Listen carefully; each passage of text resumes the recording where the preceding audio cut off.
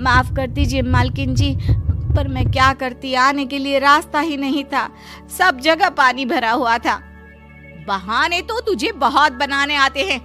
जानकी देख, अगर अगली बार ऐसा किया ना तो फिर काम से हमेशा के लिए छुट्टी। अरे ना मालकिन, ऐसा मत कीजिए।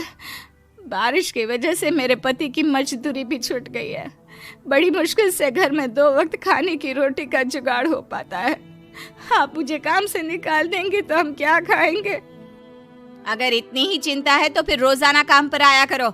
चलो अब जल्दी से जाकर घर का सारा काम करो। बारिश रुकने का नाम ही नहीं ले रही थी। पूरे शहर में बाढ़ जैसे हालात बन गए थे, लेकिन नौकरी जाने के डर से जानकी किसी तरह रोज काम पर जाती थी। एक दिन जब जानकी काम करके अपने घर लौट आई तो अचानक उसकी बस्ती में कुछ लोगों का शोर सुनाई दिया।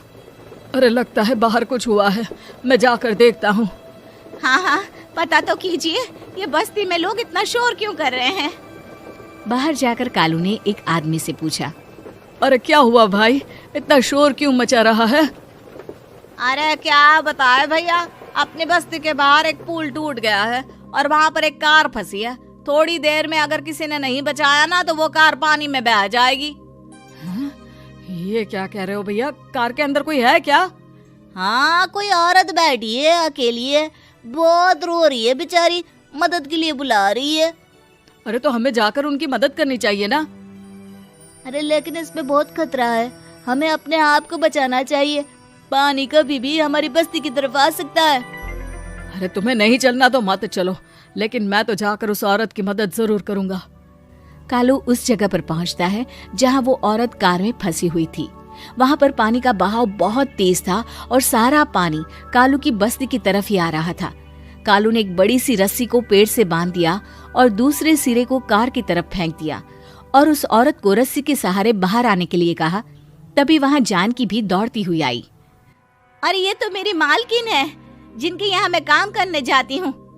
अरे मैडम जी, आप डरिएगा मत, आपको कुछ नहीं होगा। आपकी गाड़ी को भी मैंने रस्सी से बांध दिया है।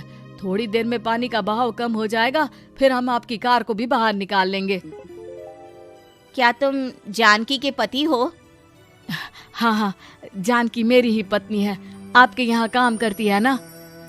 लेकिन मेम साहब, आप यहाँ पानी में कैसे फंस गई? अब क्या बताऊं, मैं अपनी सहेलियों के साथ पिकनिक पर गई थी, वहीं से लौट रही थी। अचानक पानी का बहाव तेज हो गया और मेरी गाड़ी फंस गई। अरे कोई बात नहीं मालकिन, अब ना आप बिल्कुल सुरक्षित हैं।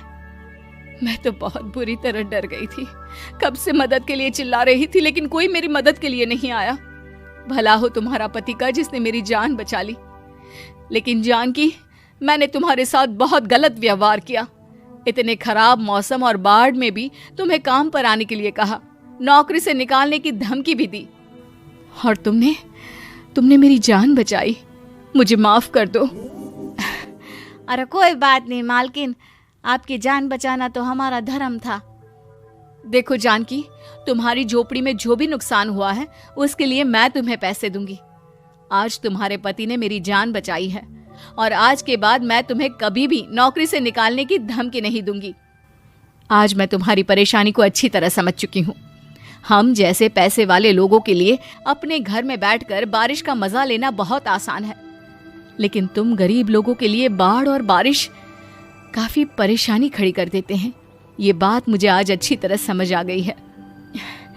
आपका बहुत बहुत धन्यवाद मालकिन।